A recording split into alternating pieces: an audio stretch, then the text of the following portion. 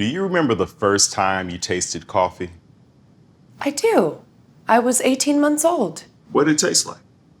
Oh, like a bitter, leathery, tar-like a tongue lacquer, like an old man foot, like foot resin. We want to make sure you have a great first experience with your mud.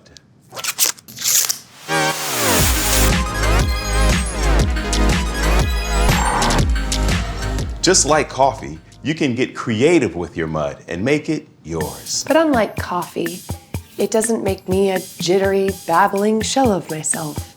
Let's say, for example, that you're the kind of person who likes riding horses bareback.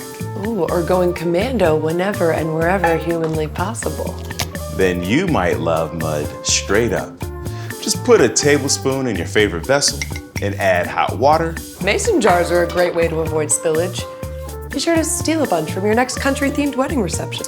Yetis are perfect for taking mud on the road and to shake up the sediment.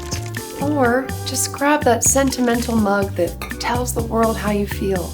Not too much water so you can froth it up. Boom. Boom. Exactly like wearing no underpants. If you're like most people, no judgment, you'll probably want to try adding in some mud creamer and or any of these different milks. Coconut, soy, macadamia, almond, goat, mystery. Or any sweetener you like. Honey, maple syrup, agave, stevia. Our personal fave is made of lucuma and coconut sugar. Make an ice mud by pouring it over a bunch of ice and your favorite milk.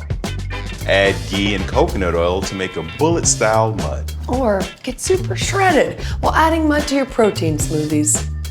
And when you've dialed your recipe, post it and tag us. We love seeing how many ways there are to get muddy. You see what I did there? You think? What a time to be alive.